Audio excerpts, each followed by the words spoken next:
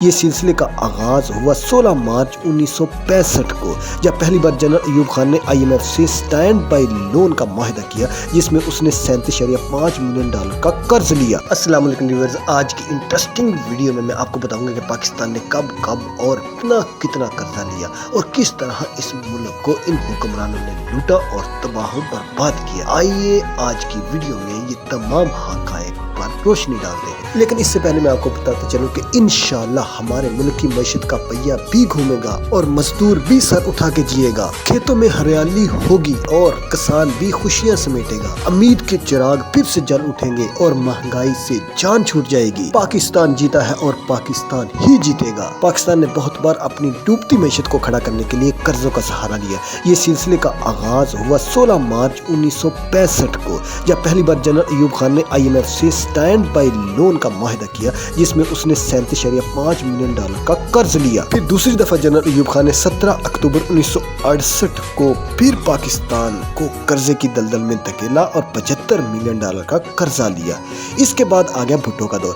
بھٹو نے 3 بار لون لیا۔ سب سے پہلی بار اس نے 11 اگست 1973 کو 75 ملین ڈالر کا قرض لیا۔ اس کے بعد 11 نومبر 1974 کو اس نے 75 ملین کا پھر قرض لیا اور تیسری دفعہ 9 مارچ 1970 کو 80 ملین ڈالر کا قرض لے کر پاکستان کے قرضوں میں اضافہ کیا۔ اس کے بعد آ گیا جنرل ضیاء الحق کا دور۔ ضیاء الحق نے 2 بار اپنی گورنمنٹ میں قرض لیا۔ جنرل ضیاء الحق نے 24 نومبر 1980 کو پہلی بار 1.2 بلین ڈالر کا قرضہ لیا جس کو ایکسٹینڈڈ سپورٹ فیسلٹی کے تحت حاصل کیا گیا، جبکہ دوسری دفعہ 2 دسمبر 1981 کو 919 ملین ڈالر کا قرضہ لے کر پاکستان کے قرضے کے بوجھ میں اضافہ کیا۔ اس کے بعد بینظیر بھٹو کا پہلا دور آیا۔ بینظیر بھٹو نے اپنے پہلے دور میں 28 دسمبر 1988 کو 273 ملین ڈالر کا قرضہ لیا۔ اس کے بعد آ گیا نواز شریف کا دور۔ نواز شریف نے اپنے پہلے دور میں 1990 میں 608 ملین ڈالر کا قرضہ لے کر پاکستان کو قرضے کی دلدل میں مزید دھکیلا۔ اس کے بعد بینظیر کی دوسری دفعہ جب حکومت آئی تو اس نے 22 فروری 1994 کو 985 ملین ڈالر کا قرض حاصل کیا۔ اس کے ساتھ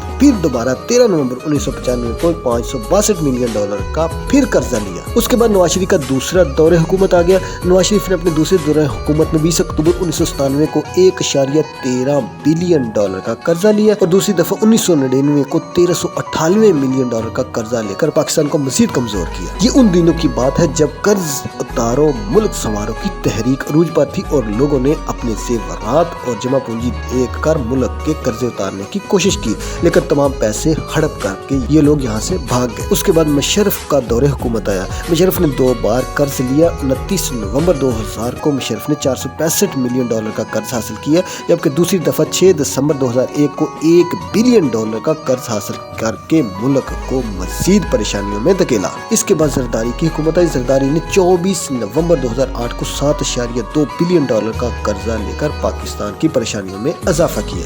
پھر دوبارہ سے نواز شریف کی تیسری دفعہ حکومت آئی تو نواز شریف نے 4 دسمبر 2015 کو 4.3 بلین ڈالر، جبکہ 2015 کو 24.9 بلین ڈالر اور 2017 کو 10.1 بلین ڈالر کے قرضے لے کر پاکستان کی پریشانیوں میں اضافہ کیا۔ پھر نواز شریف کا تیسرا دور حکومت بھی ختم ہوا تو اس کے بعد PTI گورنمنٹ آئی جب ملک کے حالات اس سنگین نوعیت پہ پہنچ چکے تھے کہ جس وقت حقیقت میں پاکستان ڈیفالٹ کے قریب تھا۔ PTI حکومت نے آتے ساتھ قرضے سے اجتناب کیا، لیکن ملک کی حالات کو دیکھتے ہوئے انہیں بھی قرضے کی دلدل میں اس ملک کو دھکیلنا پڑا اور PTI نے 2020 میں 15 ارب ڈالر کے معاہدے کیے اور ملک پر قرضوں کا اس وقت بوجھ تقریباً 35 ارب ڈالر کے قریب پہنچ گیا۔ جب اپریل 2022 کو عمران خان کی حکومت کا خاتمہ ہوا تو اس وقت پاکستان کے اوپر تقریباً 40 ارب ڈالر کے قرضے تھے۔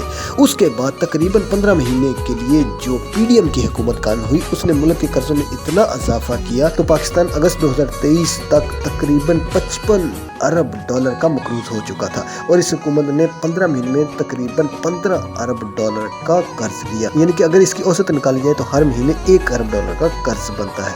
آپ خود اندازہ لگا لیں کہ ملک کو کس طریقے سے دلدل میں دھکیلا گیا ہے، لیکن اس کے باوجود ہم پر امید ہے اس قرضوں کی دلدل سے نکلے گا اور آزاد ہوگا اور اپنے پاؤں پر کھڑا ہوگا۔ آنے والے الیکشن میں ان لوگوں کو ووٹ دے کر آگے لانا ہے، ان لوگوں کو سپورٹ کرنا ہے جن لوگوں کا موٹو یہ ہے کہ پاکستان ترقی کرے، نہ کہ ان لوگوں کو کہ جو آج سے 30 سال پہلے से लेकर अभी तक हमारे ऊपर हुक्मरानी कर रहे हैं और हमें लूट कर खा रहे हैं। अपने वोट का सही इस्तेमाल करें और हकदार के लिए अपना वोट कास्ट करें। मेरी वीडियो को देखने लाइक करने का बहुत शुक्रिया। अल्लाह हाफ़िज़, बाय बाय।